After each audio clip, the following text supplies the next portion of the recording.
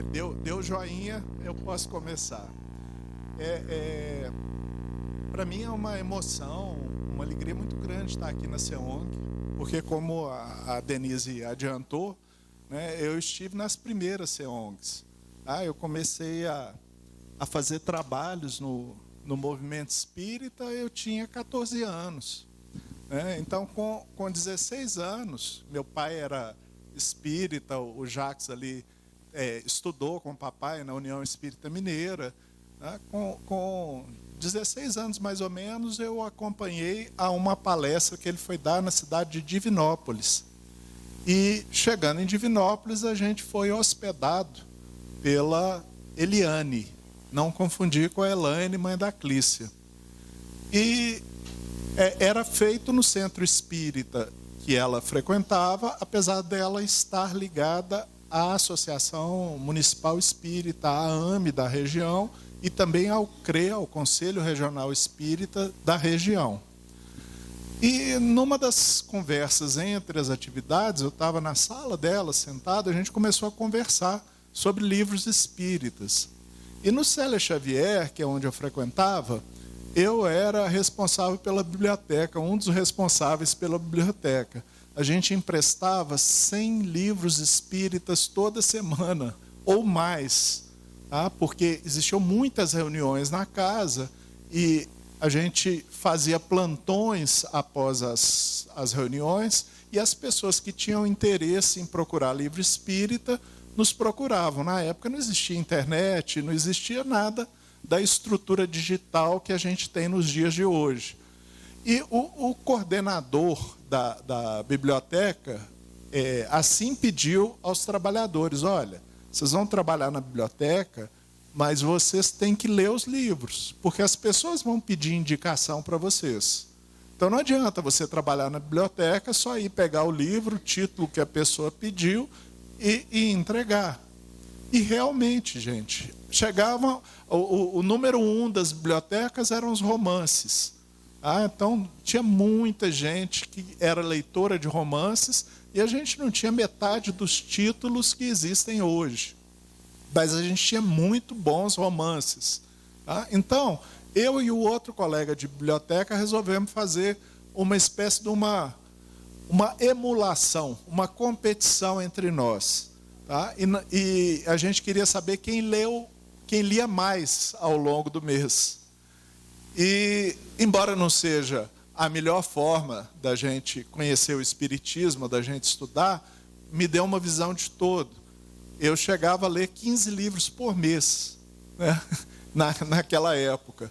Então, quando eu sentei no sofá da Eliane, ela começou a falar dos autores. E eu conhecia os autores. Eu havia lido Leon Denis, eu havia lido Herculano Pires, eu havia lido a obra toda de Emmanuel, a obra toda de André Luiz, eu havia lido os livros de poesias, o Parnaso, e os muitos livros de poesias que o Chico publicava naquela época, ele ainda estava encarnado.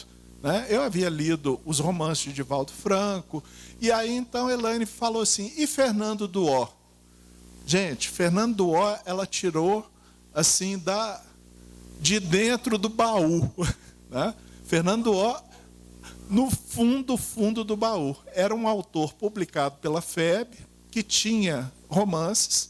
Os romances eram literariamente mais fracos do que, por exemplo, os de Emmanuel, que são muito bem escritos. Tá? Mas eu havia lido, a gente tinha tudo. O Célia Xavier é um centro que foi fundado nos anos 40 para 50, e muitas pessoas que tiveram no Célia Xavier tinham suas bibliotecas particulares. Então, a nossa biblioteca, se a gente pegar os livros espíritas até a década de 80, ela é uma excelente biblioteca. Né? Então, a gente tinha acesso a essas coisas antigas. A gente tem livros do Leon Denis em francês, antigos, tá? Que foi dado por um companheiro que frequentou a nossa casa e que era da Federação Espírita Brasileira, mas foi transferido para Belo Horizonte. A gente tinha muita coisa. Então, eu comecei a conversar com ela sobre Fernando Duó. Ela falou assim: mas não é possível, como é que um pirralho desse tamanho conhece Fernando Duó? Né? E aí, então, ela me chamou para fazer um estudo em Divinópolis. Tá? Acho que não foi grande coisa o que eu fiz na época, não. Tá? Mas a Elaine de Pains me convidou a ir a Pains. E eu fui na maior boa vontade, né, de ônibus. A gente pegava o ônibus. Para sair de Pains, voltar para Belo Horizonte, tinha que acordar às 5 da manhã, porque o ônibus saía muito cedinho da cidade de Pains para BH. Né? Na época eu não dirigia, naturalmente. E ficou esse vínculo entre nós e a região. Fiquei conhecendo o Vicente de Divinópolis, fiquei conhecendo a Vera de Formiga, fiquei conhecendo a Magalô, que na época morava aqui na região, fiquei conhecendo muitas pessoas. Então, a primeira CEONG, ela foi organizada sob a influência de Divaldo Franco e Raul Teixeira, que eram dois expositores que a nossa casa, o Célio Xavier, trazia a Minas Gerais. Eles tinham uma ligação pessoal com uma das nossas frequentadoras, que era a Marlene Assis. Então, quando ela trazia, ela fazia a agenda na região aqui. Então, ela trouxe Divaldo Franco para Divinópolis para poder falar. Tá? Ela conseguiu levar. O Raul Teixeira, ele estava sempre presente conosco. Todo mês de janeiro, ele ia à nossa casa e visitava a região. Então, os primeiros eventos, o primeiro, na verdade, foi feito com Mário Barbosa e com Vanderlei Coutinho, que era do Rio de Janeiro. Tá? O segundo, Raul Teixeira. Tá? O terceiro, acho que Raul Teixeira também. Talvez eu tenha feito o quarto com Thelma, já desencarnada, da cidade de Belo Horizonte. E a gente falou sobre mediunidade na época. Ah, foi algo assim muito, muito gostoso. Eu fiz trabalhos de evangelização infantil na região. Foram muitos anos de intercâmbio com a região oeste de Minas Gerais. Ah, eu fui em diferentes cidades, tá? Cidadezinhas pequenininhas, tá? Que o movimento espírita estava nascendo. No caso de Pains, é um desses casos. Tá? O centro de Pains tinha acabado de ser fundado pela Elaine. Nossa casa a visitou na fazenda e apoiou, na medida do possível, o nascimento da Casa Espírita e do movimento espírita em Pains. E isso depois foi a Arcos, e Elaine depois arranjou um jeito de fundar centro espírita, onde não tinha centro espírita aqui na região de vocês. Ontem eu conversava com o ex-presidente da União das Sociedades Espíritas de São Paulo, no nosso programa Esquina do Célia, e ele estava falando que eles usaram o artifício que a Elaine usava. Ela entrava em contato com a prefeitura, conseguia licença para poder fazer feira do livro espírita em praça pública.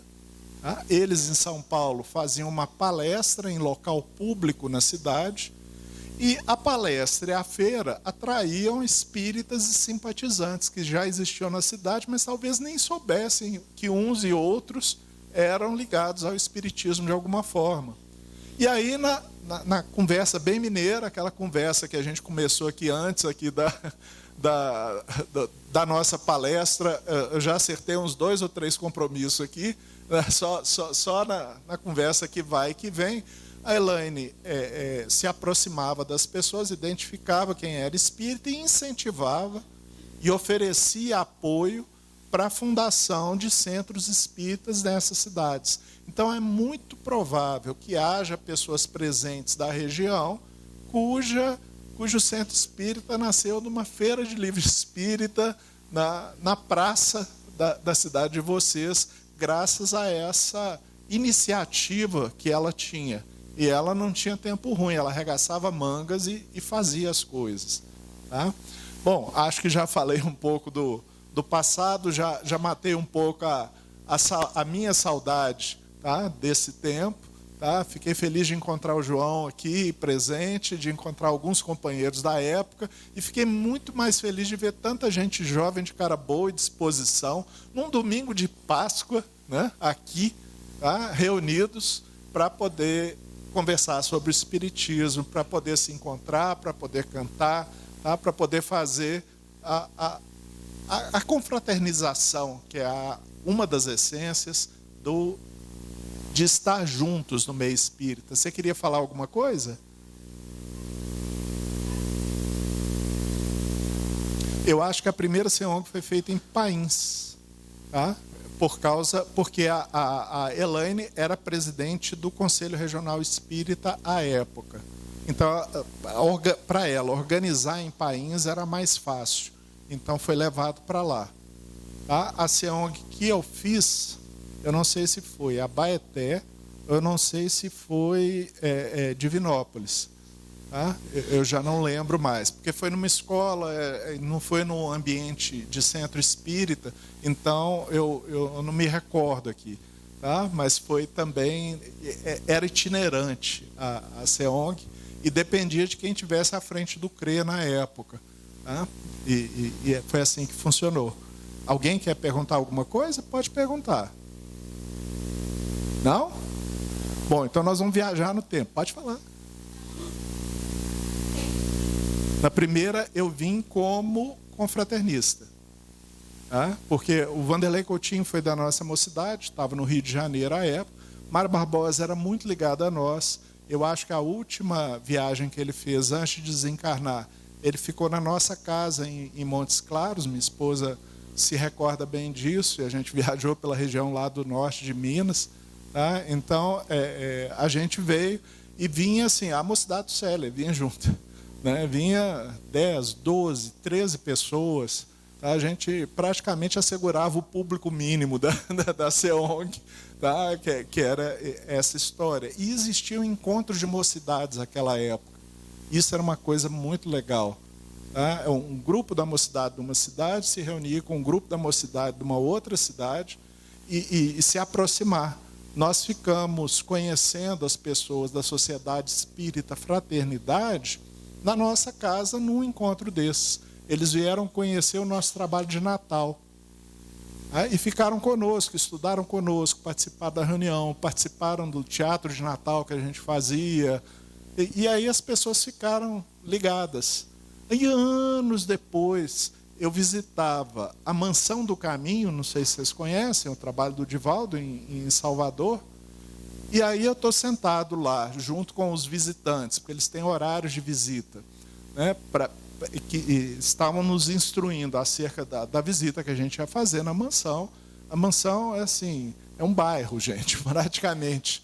Tá? Tem uma maternidade dentro da mansão, para vocês terem uma noção do tamanho das atividades. Tem uma maternidade, tem uma editora, tem uma livraria, tem uma série de coisas lá dentro da mansão.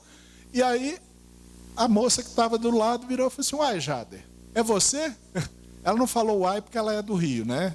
Então, esse uai é animismo do médium aqui, tentando lembrar o que aconteceu na época. Era a esposa do Luiz Carlos, que havia desencarnado já, tá? E a gente se encontrou assim, no meio do movimento espírita em Salvador. Aí, a essa época eu já sabia que eu não podia fazer nada de errado, porque sempre haveria alguém conhecido capaz de me identificar. Eu já tinha passado por essa experiência em São Paulo, já tinha passado por essa experiência no Rio, já tinha passado por essa experiência em outros lugares. Tá? Então eu desisti de fazer coisa errada por medo. Não é porque eu sou espírito evoluído, não. É por medo mesmo de passar vergonha. Tá? Porque sempre há alguém conhecido para onde a gente vai. Não. De nome. Corro. Tá? Tornar a pessoa pública no meio espírita é um risco, gente. Levem isso em consideração se vocês tiverem por sonho esse tipo de tarefa no trabalho de vocês. Mas para não dizer que eu vim aqui só bater papo, tá? E eu sei que o papo está gostoso, eu estou vendo pelos olhos de vocês que o papo está bom, tá? Eu preparei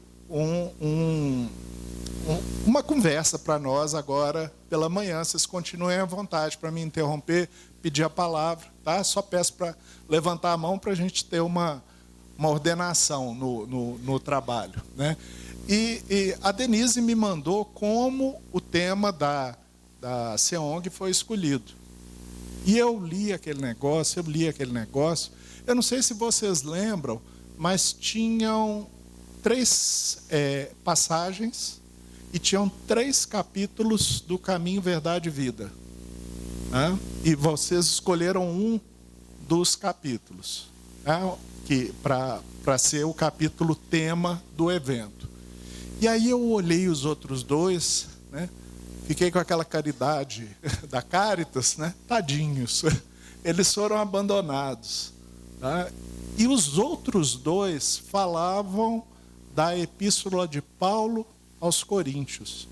Muito recentemente para mim é relativo, tá, gente? Há uns 8 anos atrás, é muito recentemente, né? É mais ou menos assim.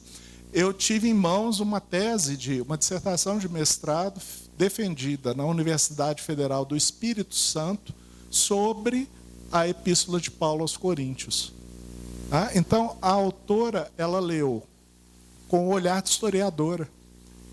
E ela conhecia bem o texto da Epístola aos Coríntios. Possivelmente ela tem uma trajetória, ou como evangélica, ou como católica, ou como espírita, mas a gente vê que ela tem uma leitura da Epístola aos Coríntios.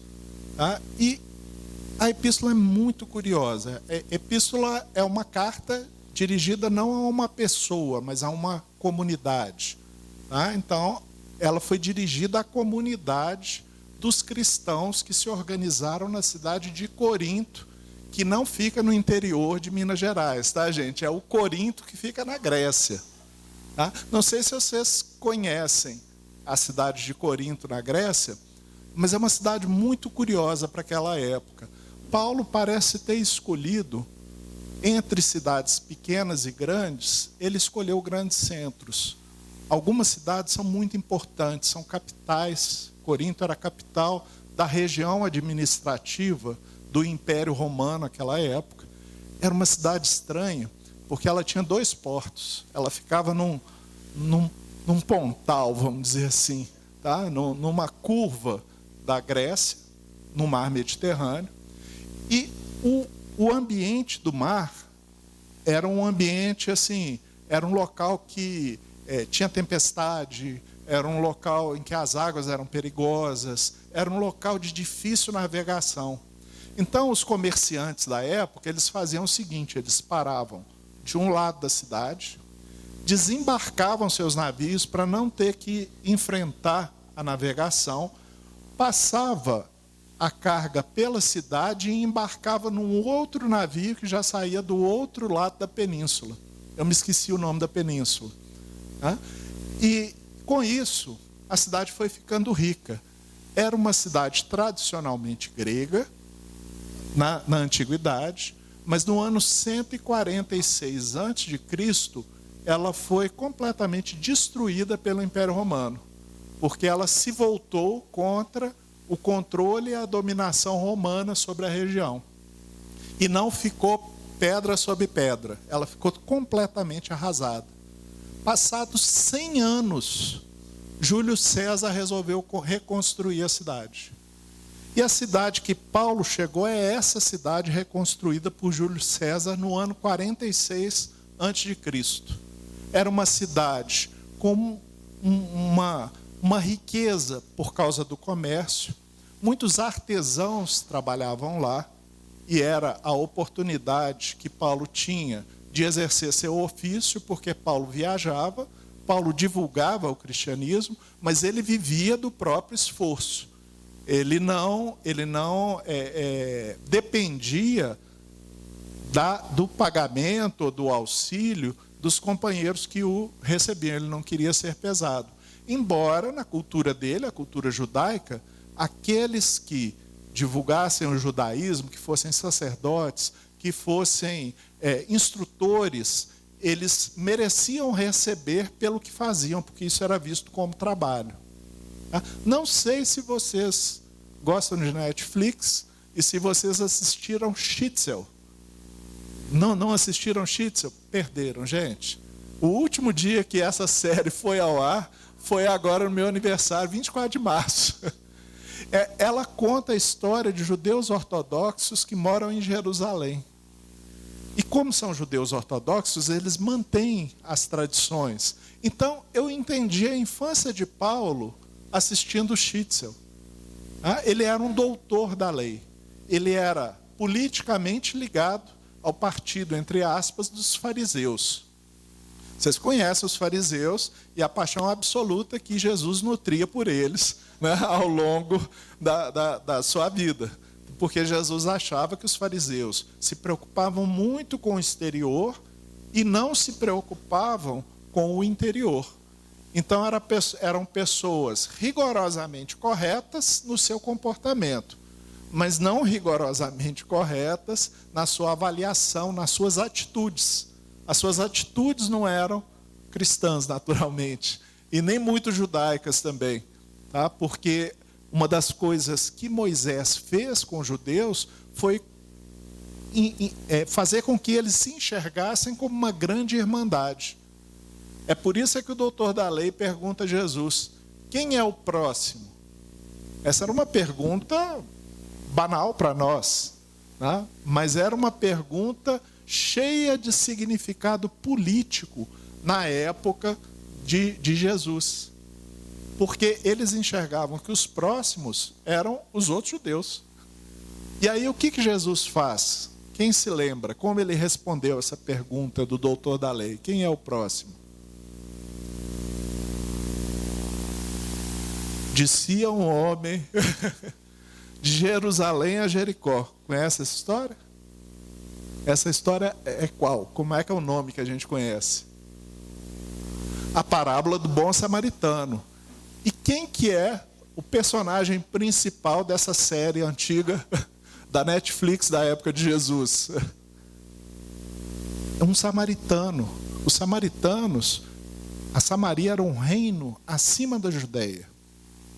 Eles foram controlados, dominados e tornados escravos pelos assírios.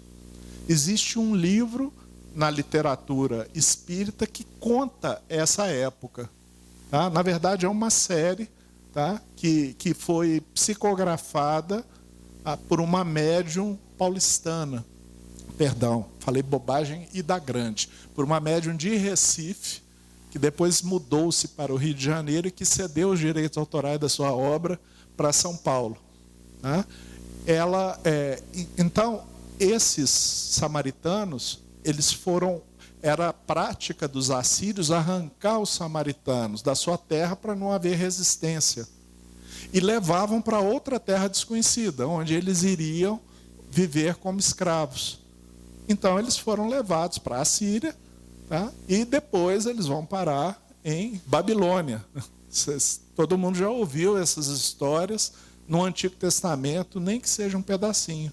E depois de anos eles conseguiram sair da Babilônia e voltar para Samaria. Mas a Samaria já estava ocupada por pessoas de outras culturas e eles voltaram aculturados à cultura dos babilônicos, à cultura dos assírios. Então fizeram uma mesclagem entre o judaísmo e essas culturas. Então eles não eram vistos como judeus.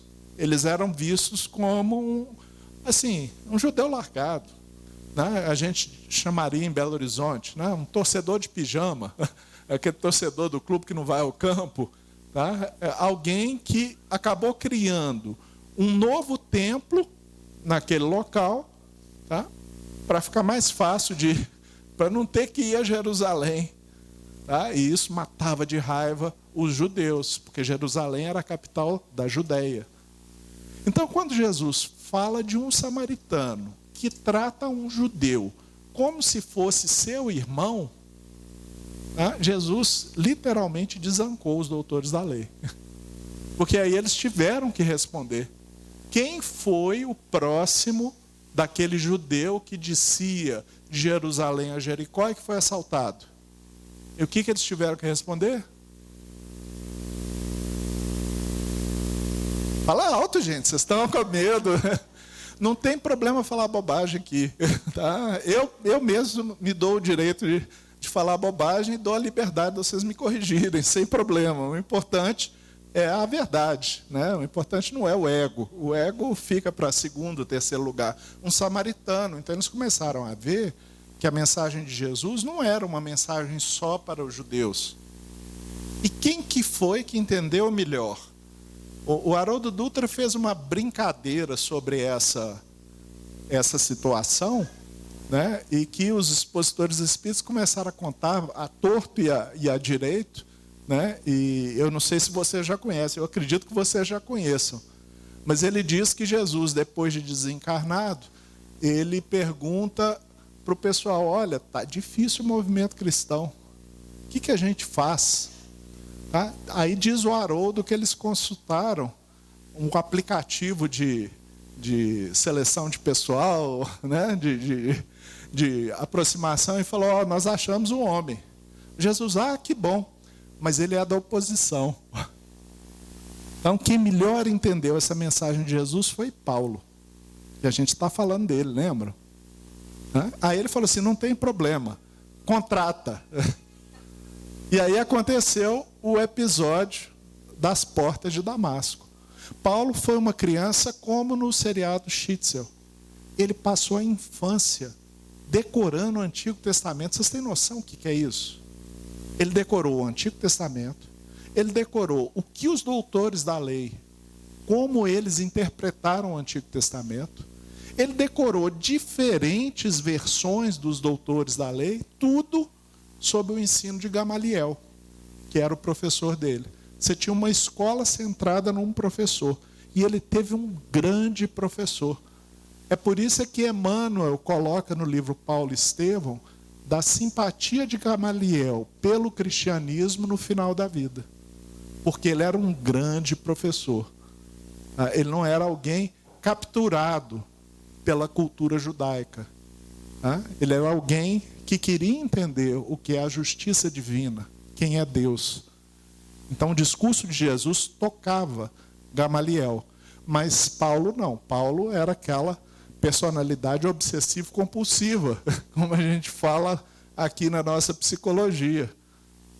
Eles eram vistos como inimigos do judaísmo. Eles faziam aquilo que os judeus não deveriam fazer. E Paulo perseguia os cristãos. E às portas de Damasco, ele estava perseguindo os cristãos, ele sabia. É uma cidade na Síria, gente, é um outro país. Um país helenista, não é um país judeu. Tinha uma grande comunidade de judeus lá. Mas era um país helenista, ligado à cultura grega. Havia sido um dos tiranos da Síria, havia tentado, inclusive, transformar Jerusalém, na época que a Síria tinha controle sobre a região, o templo de Jerusalém num templo grego. Isso causou assim, uma revolta dentro de Jerusalém e uma guerra entre os judeus e os sírios na época. E ele ia para a comunidade judaica na Síria, porque tinha ouvido falar que existiam cristãos na Síria, e ele ia persegui-los. O cristão que ficou mais famoso nesse episódio foi Ananias. Né? Então, Paulo chega na porta de Damasco, e aí a seleção profissional foi perfeita, né? Aparece Jesus para ele e pergunta para ele: Paulo, por que me persegues? Né? E o Paulo, ele fica tocado. Ele tem inclusive uma reação histérica, ele fica cego. Ele não perdeu a capacidade de funcionamento dos olhos, mas é como se o cérebro dele bloqueasse a visão e ele não conseguisse processar as imagens da visão naquela hora, naquele momento. Mas Paulo teve uma grandeza de espírito tão grande que a resposta dele para Jesus foi: Senhor, que queres de mim? Por que é que você veio? Por que você apareceu para mim? E ele sabia que diziam que Jesus já havia aparecido para diversos apóstolos. Paulo, inclusive, é meio machista na Epístola aos Coríntios, porque ele lembra dos apóstolos homens, mas não se recorda que Jesus apareceu primeiro para as mulheres, para as Marias. A Maria, mãe dele, a Maria de Magdala e mais uma terceira Maria. E então, falhou aqui, mas eu vou lembrar. Então, Paulo pergunta o que é para fazer e Jesus diz que ele procurasse Ananias. E aí Jesus vai dar a má notícia para Ananias, né? Eu fico imaginando Ananias percebendo Jesus: Senhor, o que o Senhor espera de mim? E Jesus fala para Ananias: Paulo vai te procurar. Quem que era o Paulo na cabeça do Ananias? O matador de cristão. Ele falou: chegou a hora. Eu vou virar troféu, porque era o termo que eles usavam para os cristãos que morriam no martírio. Mas Jesus coloca para Ananias: recebe Paulo e cura-o. E aí, Paulo, cego, é meio que levado pelos soldados, pela soldadesca que o acompanhava para o trabalho que ele ia fazer, e é deixado junto com Ananias.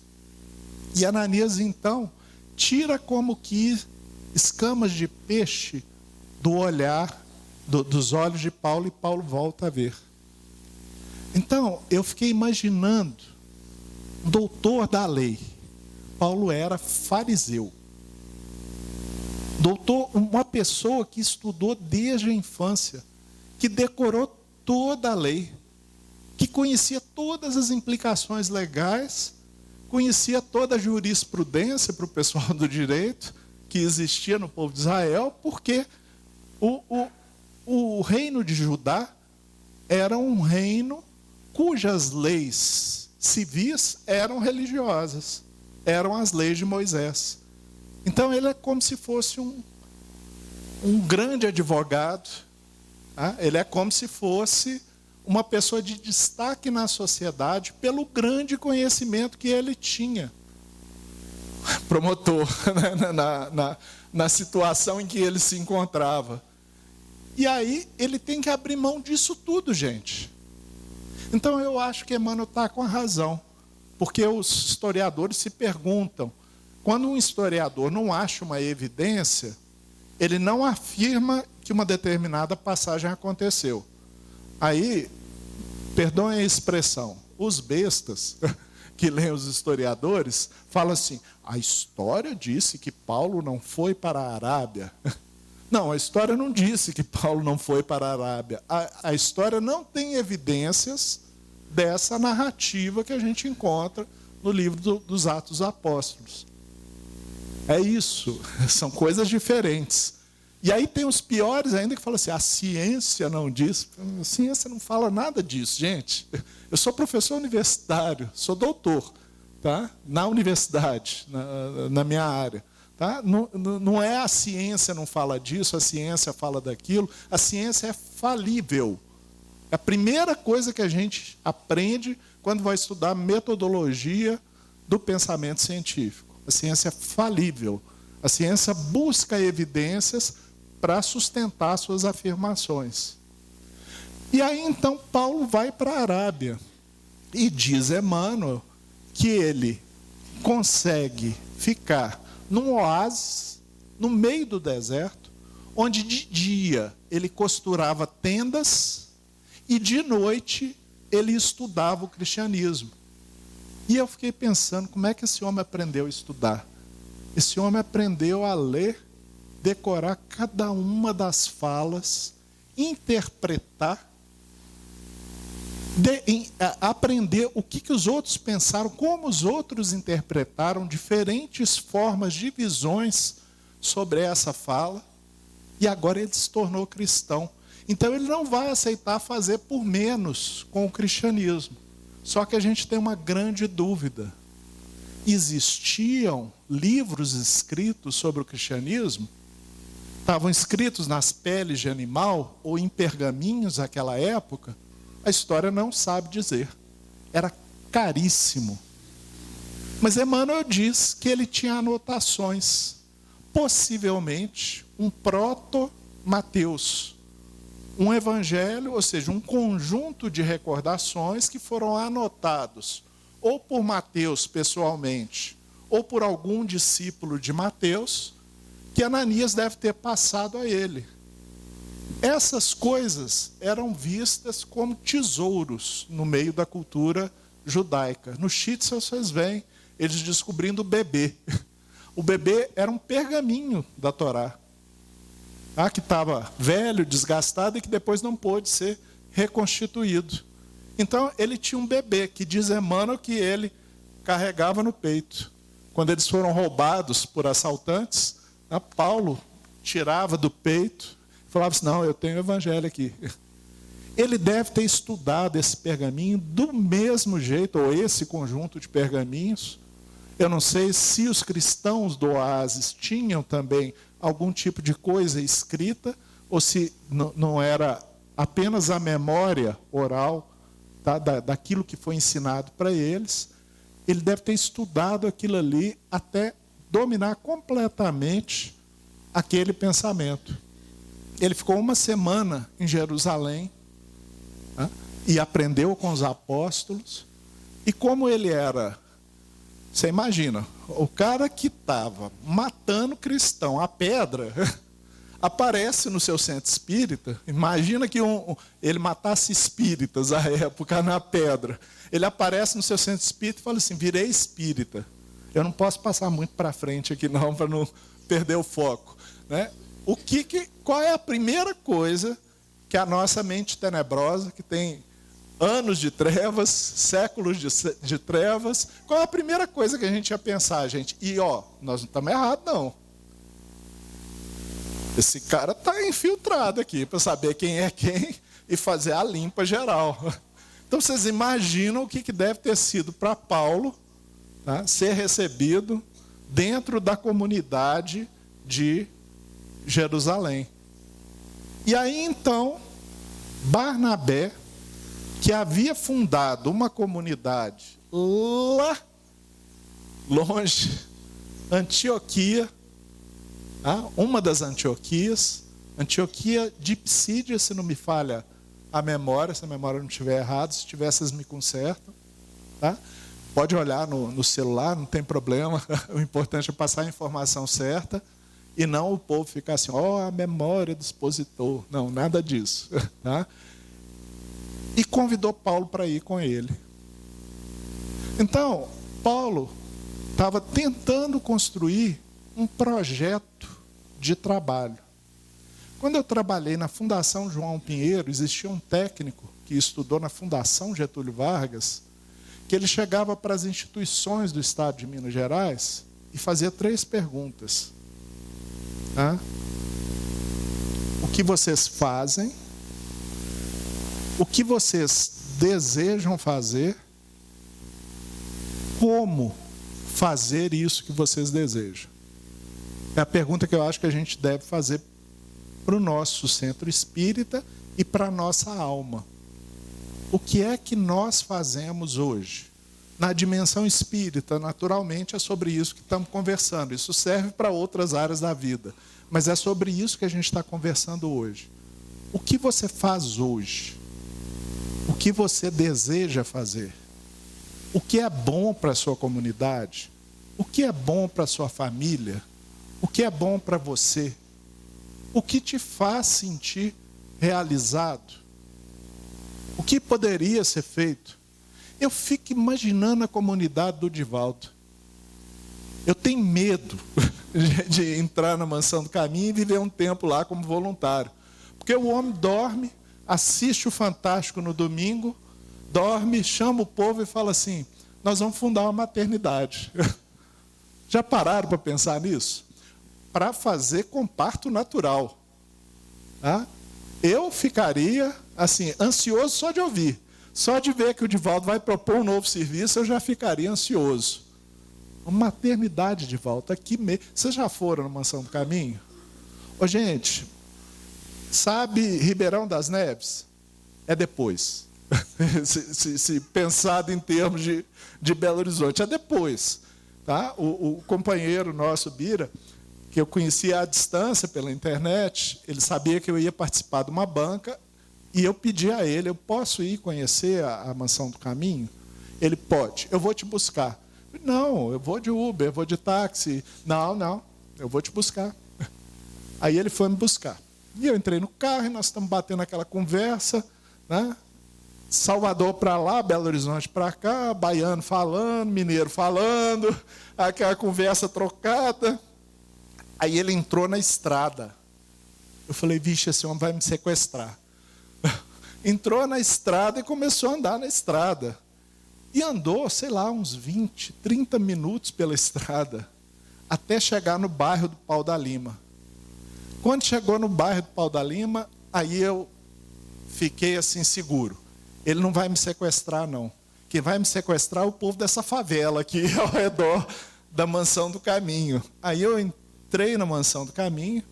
A Mansão do Caminho é cercada, é enorme, é imensa, né? E assim, lá dentro reina a mais absoluta paz.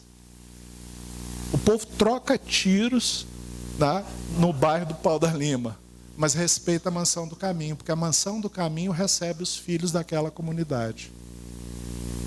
O tráfico funciona do lado de fora. E de vez em quando faz o Divaldo passar uns apertos. O traficante mor tinha chegado, o Divaldo tinha separado numa daquelas vendas de coisa que você ganha das pessoas, tá? Como é que fala? Um colchão para dar para uma mãe que tinha não sei quantos filhos e que não tinha colchão na casa dela. Aí o chefe do tráfico chegou e falou assim, gostei desse colchão. Divaldo olhou, o chefe do tráfico gostando do colchão. Ele, não, mas esse colchão já foi vendido. Como assim já foi vendido? Ele está aqui, está anunciado, eu não vi ninguém aqui. Aí o Divaldo falou assim, ó, meu amigo, eu tenho uma coisa muito melhor para você do que esse colchão. Ele é um colchão que está em muito melhor estado. E ele vendeu o dele para o traficante, para manter o colchão para a mulher que ele tinha, na verdade tinha vendido a preço simbólico, né? Mas seria a futura dona do colchão. Aí vocês imaginam o que é morar. Eu conversei uma vez com um senhor num ônibus. Ele andava com o ônibus pelo Nordeste, parava na praia, e o ônibus era cheio de livro espírita. Aí, como eu fui bibliotecário, né? Eu não perco uma oportunidade dessa, né? Está cheio de livro espírita. E como eu sou espírito de porco, como a gente fala aqui em Minas, vocês vão me entender bem, tá? Eu cheguei e falei, será que esse homem conhece os livros? E comecei a perguntar, e esse livro aqui? E aquele lá? E o que trata? E ele começou a falar que ele entrou nesse trabalho por causa de Divaldo Franco. E eu entendi. Eu olhei para ele e falei assim, esse homem deve ser o cão chupando manga. Não é assim que a gente fala? Ele deve ser de difícil trato. O Divaldo arranjou para ele uma tarefa que ele se sentiu importante, em que ele divulga o espiritismo no Norte, sem criar conflito dentro da instituição espírita. E ele está há anos, 10, 15 anos fazendo esse trabalho. Tem os ônibus, tem mais ônibus, não é só esse. Vende livros espíritas em geral, apesar de ter a influência de Divaldo Franco por detrás, mas ele vende livros espíritas em geral. E ele conhecia os livros. Eu perguntava, ele me falava, ele conhecia os livros, ele sabia o que estava fazendo. Então ele me disse assim, ele falou que ele morou na Mansão do Caminho um tempo. E aí eu perguntei como é que tinha sido, lógico, eu não ia perder essa outra oportunidade, que é muito melhor do que a primeira. Tá? Aí o meu espírito curioso foi mais forte do que o meu espírito de porco, né? E eu perguntei como é que era, ele falou assim, olha, Divaldo é tudo ali naquela região. Ele é padre, ele é juiz, ele é polícia, ele é socorrista, ele é tudo. Então a comunidade tem um respeito pessoal pela pessoa de Divaldo Franco. Então, às vezes, conflitos que poderiam parar na justiça, eles procuram Divaldo para ser mediador. Olha que coisa curiosa. Então, eles têm realmente uma ligação com aquela comunidade ao redor da Mansão do Caminho. Né? Né? Eles oferecem maternidade, eles oferecem educação. Eu fiquei impressionado com a qualidade da educação que é oferecida lá. Porque fazer trabalho para os pobres, todos os espíritas fazem. E nós espíritas temos aquele espírito brasileiro de cachorro de pelotão, como dizia um grande escritor brasileiro. A gente faz, mas faz assim, como se tivesse um escorpião no bolso, né? Não querendo gastar muito, querendo gastar só o que a gente consegue e tal. E às vezes a gente faz com má qualidade. E com criança não dá para trabalhar com má qualidade. A gente tem que trabalhar o melhor possível para que aconteça igual o que aconteceu com a nossa reunião lá no Célia Xavier. Chegou uma frequentadora nova e ela falou: eu sou da região oeste. Ela falou cidade, eu não lembro, eu não vou tentar escolher uma das cidades. Eu falei: mesmo? E como é que você conheceu o espiritismo? Ela falou: eu era menina de rua. Aí já ganhou meu respeito. O centro espírita que recebeu, porque ela era uma enfermeira formada em nível superior. Então, o espiritismo não só resgatou a autoestima dessa pessoa, ela, em contato com os espíritas da sua região, ela teve força para, sendo criança de rua, estudar e chegar ao nível superior. Então vocês imaginam como é que são essas coisas. Bom, eu vou voltar ao Paulo, porque eu estava falando dele, né? Eu fico vindo e voltando, mas a seara é a mesma. Os tempos são diferentes, mas a seara é a mesma.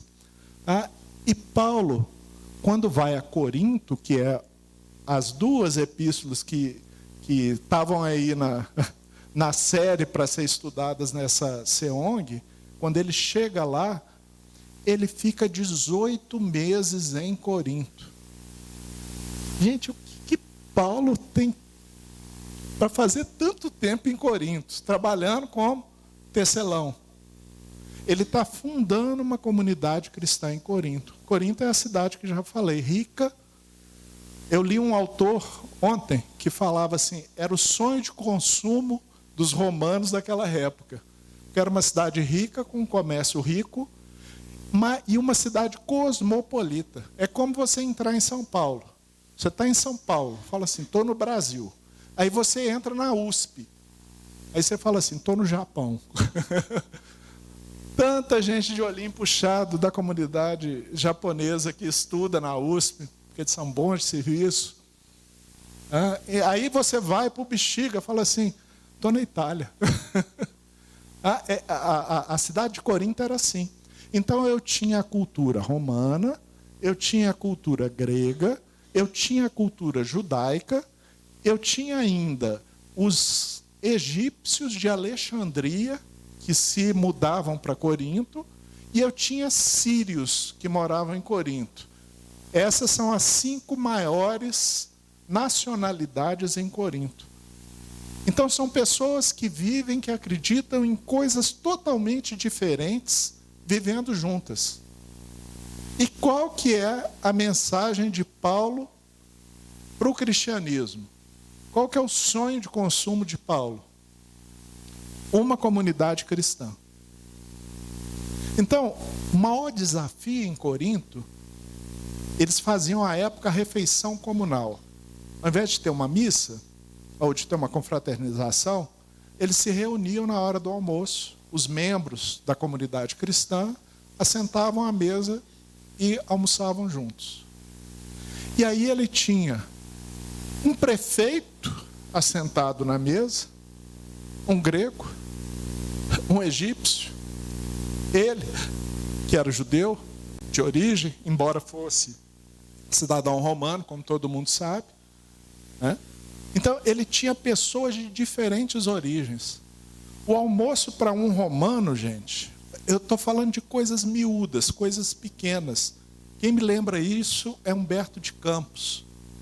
Humberto de Campos fala essas coisas. Ele tem um texto chamado Bichinhos, que ele escreveu para o movimento espírita há muitos anos atrás, na década de 50, 40. Tá? E aí o romano, ele senta à mesa, se ele é o senhor do local, ele coloca ao seu lado as pessoas mais importantes. Acabou o cristianismo.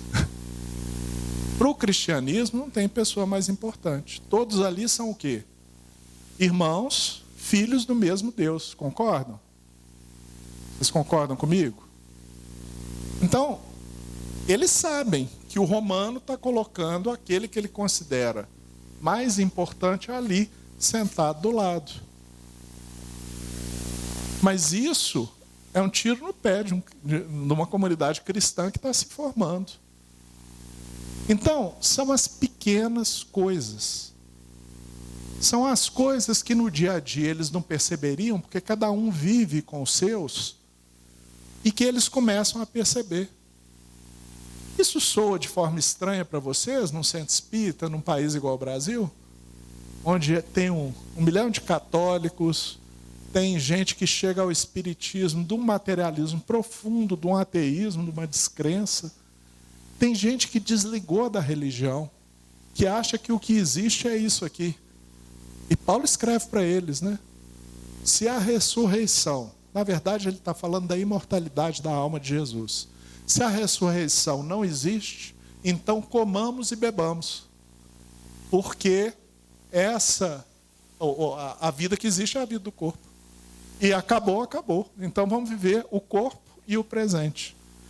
E isso nos invade, gente. Dentro das nossas casas hoje, pela televisão. Isso nos, marca nossos filhos. O importante é você ter uma profissão. Não estou dizendo para ninguém não ter profissão. Não estou dizendo isso.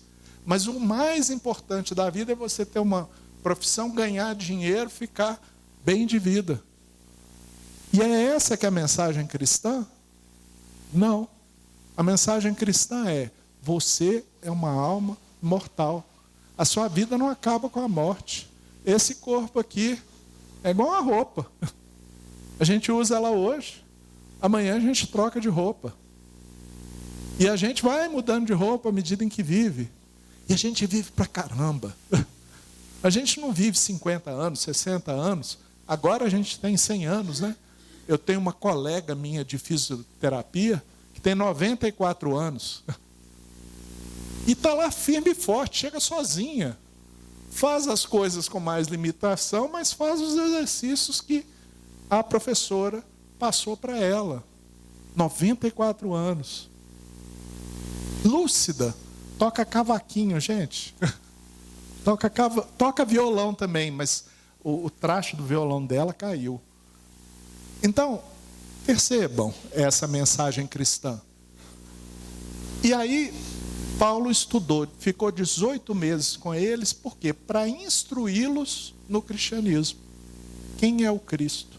Qual é a mensagem dele? Como a gente está tentando viver? E mesmo sendo um líder religioso, ele abriu mão do que na cultura dele seria a justa remuneração pelo trabalho que ele faz e resolveu dar como exemplo ele viver sob seus esforços como tecelão, de forma simples, de forma humilde, e fazer o seu trabalho. Isso é o cristianismo nascendo.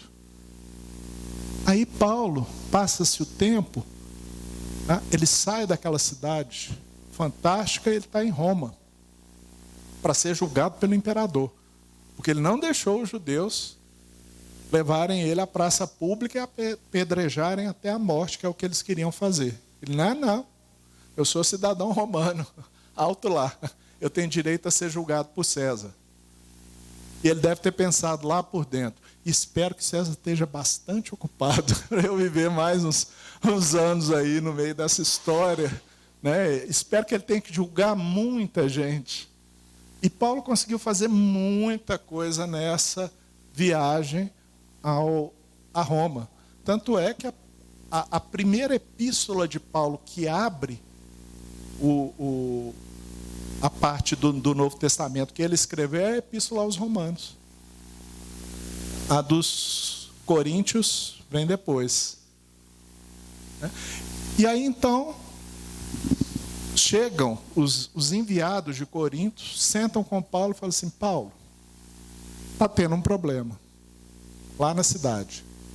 Ele o que aconteceu? Nós recebemos um pregador que veio do Egito chamado Apolo. E Paulo conhecia Apolo. E Paulo era amigo de Apolo. E ele falava assim: Apolo, ele deve ter lembrado lá na cabeça dele. Nasceu em Alexandria, maior centro de instrução daquela época. Conhecia a filosofia. Falava bem, porque ensinava-se retórica também. Melhor que Paulo, talvez. Melhor que Paulo. E aí, então, os coríntios fizeram aquilo que nós fazemos. Começaram a escolher entre Paulo e Apolo. E é por isso que ele escreve: Paulo plantou, Apolo regou. Mas é Deus quem mantém viva a planta que está crescendo, que é o símbolo do cristianismo. E aí então eles começam, parece que há uma discussão sobre a ressurreição. E a ressurreição, para nós espíritas, a imortalidade da alma, porque Paulo nessa epístola dos Coríntios vai falar: morre corpo corruptível, torna-se corpo incorruptível. O que é isso? Corpo corruptível. O corpo que se desfaz, que se corrompe. Esse que a gente está vendo. Olha para um e fala assim: o cara simpático e tal, a moça bonita e tal. Tá? Esse corpo morre, desaparece. Mas para a nova vida que a gente vai viver, surge um corpo incorruptível. Ele está falando do quê? Em linguagem kardeciana, ele está falando do espírito junto com o seu perispírito. O perispírito não se corrompe, não se desfaz, não se desmancha. E aí então, Paulo vai falar, a moça da tese que eu falei para vocês, eu não me esqueci. Eu dei volta, mas não me esqueci. Ela fala de conflitos políticos e de conflitos de conduta. Eles começam a discutir coisas como: as mulheres devem usar véu dentro das assembleias? O uso de véu na assembleia é um hábito judeu. Isso é importante realmente, discutir isso? Eles começam a discutir coisas pequenas. E do jeito que Humberto de Campos falou, começam a surgir bichinhos. A árvore era frondosa e grande. Já tinha enfrentado 10 tempestades. Um dia surgiram bichinhos e a devoraram por suas raízes. E aí um vento fraco derrubou a árvore. E ele está falando dos centros espíritas. E é isso, uma fofoca. Um comentário maldoso sobre alguém do centro espírita. Um comentário impensável. Alguma coisa que aconteceu e que a gente dá um sentido diferente. E nós, que deveríamos, meus discípulos serão conhecidos por muitos se amarem. Amar uns aos outros, pelo menos tentar. Que seja como irmão, que a gente briga, mas a gente ama. Né? Que a gente briga, mas que é nosso irmão. Se alguém falar mal dele, a gente vai falar: não, só eu é que posso falar mal dele, mais ninguém. Não é assim que a gente faz? É isso.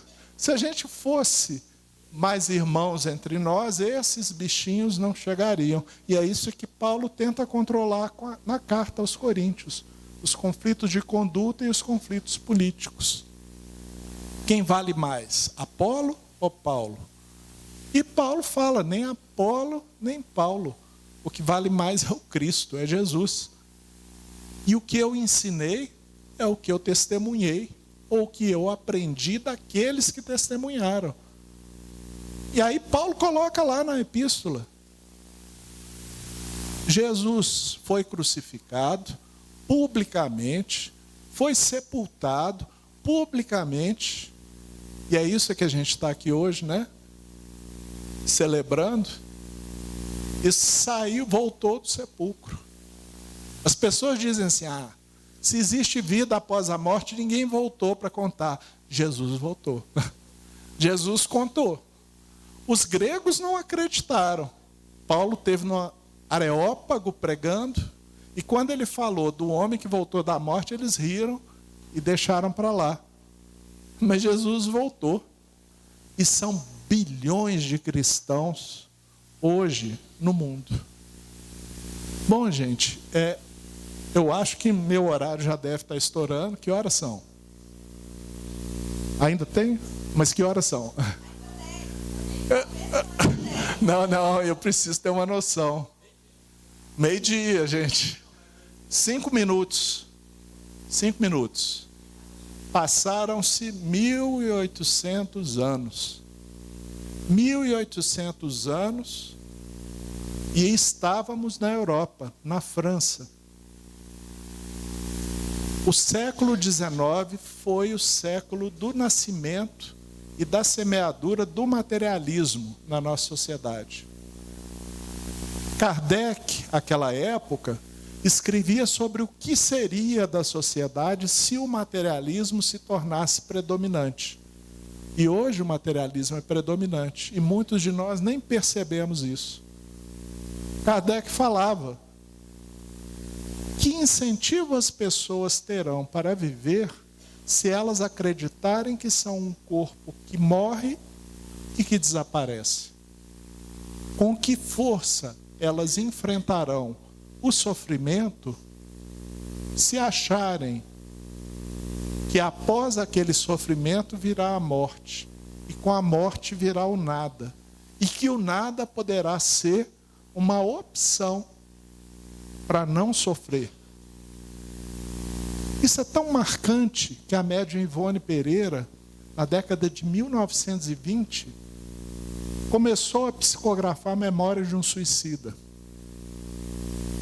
E quase todos os personagens são do século XIX. Quase todos os personagens se deixaram levar pelas escolas de pensamento daquela época. O nascimento da ciência, como a entendemos hoje, nasceu nos escritos do pensador francês Auguste Comte, que dizia que no pensamento científico não havia lugar para a metafísica. Então, ele proibiu que se discutisse a vida após a morte, numa perspectiva científica. Ele proibiu que se discutisse Deus, numa perspectiva científica. E aí, os materialistas de hoje são tão tontos que eles chegam e falam assim: Deus não foi provado cientificamente. É lógico, a ciência não se presta a isso. A ciência, como Comte a pensou, não se presta a isso. Se você chegar para um cientista e falar Deus, ele vai falar: isso não pode ser observado, isso não pode ser pesquisado. Isso só é pesquisado pela filosofia com metafísica, e a metafísica não é a ciência. Então não é que não exista Deus, não é que a ciência possa falar ou não de Deus ou da vida após a morte. É que os cientistas se negam metodologicamente a tratar dessas questões. E acreditam os mais ingênuos que eles fazem isso porque eles conseguirão respostas seguras com a ciência. E a ciência, gente, é falível. Eu faço hemodiálise há 17 anos. 10 anos foi no passado. Há 17 anos eu faço hemodiálise. Se vocês soubessem como as condutas médicas mudaram nesses últimos 17 anos. E assim, a melhor forma de puncionar uma veia para hemodiálise, que é uma baita de uma agulha, né? Uma cepa de uma agulha da grossura de um dedo, estou exagerando, tá? E que vai ser puncionada todos os dias, 2 vezes no mesmo vaso. Um vaso que é construído cirurgicamente para poder aguentar a agulha. E aí diziam, mesmo que doa mais, funcione em lugares diferentes. Essa era a conduta quando eu fiz a minha primeira cirurgia. Depois o médico chegou e falou assim: viu o que aconteceu? De novo? Não. Com aquela minha cara, né? Da roça, com todo respeito aos nossos queridos irmãos que trabalham na roça. Eu fiz aquela cara de roceiro assim, a cara de paisagem. Não. Eles funcionam no mesmo local, exatamente no mesmo local, exatamente no mesmo ângulo. E aí forma um canal. E o canal fica indolor. Ó, gente, eu não quis nem saber sobre pesquisa da coisa. Não dói? Não, não dói. Eu quero esse trem. Lembrem-se que a hemodiálise é em Minas, tá? Então eu quero o trem. E aí então eles começam a funcionar dessa forma, fazem uma espécie de uma cânula no vaso, colocam a agulha e aí passaram-se os anos. Aí um belo dia a nefrologista chegou e falou assim: Jader, precisamos parar de usar essa técnica. Mas por que, fulano, doutora? Né? Porque forma-se uma cânula e isso dói menos e facilita a punção. Mas muitos pacientes estão tendo infecção. E essa infecção acontece dentro da cânula e é mais difícil de ser tratada. E aí então a ciência voltou para onde? Funciona em diferentes lugares aonde estava antes. O conhecimento desenvolveu, avançou, hoje sabemos muito mais, mas aquele conhecimento considerado mais novo, melhor, ficou ultrapassado.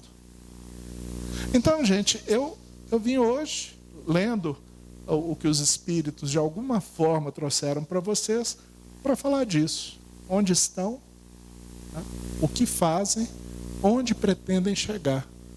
Para deixar essas 3 perguntas com vocês, para vocês perguntarem nas reuniões administrativas do Centro Espírita, no culto no lar, na casa de vocês, na evangelização infantil, se vocês trabalharem, na reunião mediúnica, onde quer que vocês atuem, em nome do Cristo ou em nome do Espiritismo, pensem naquilo que pode ser feito. E lembrem-se de pessoas como Paulo e como Kardec. Eu tinha feito uma lista das coisas que Kardec fez ao longo da vida, que a gente não costuma ouvir nas reuniões espíritas. A gente fala muito de Kardec, mas não costuma ter essa visão de todo da trajetória dele com o Espiritismo. É uma trajetória extremamente rica e que traz cada dia mais coisas novas. Tá? Vai ficar para uma próxima oportunidade. Bom que eu tenho uma desculpa para vir ver vocês. Muito obrigado e me perdoem o textão, como o pessoal fala na internet, o discursão, tá?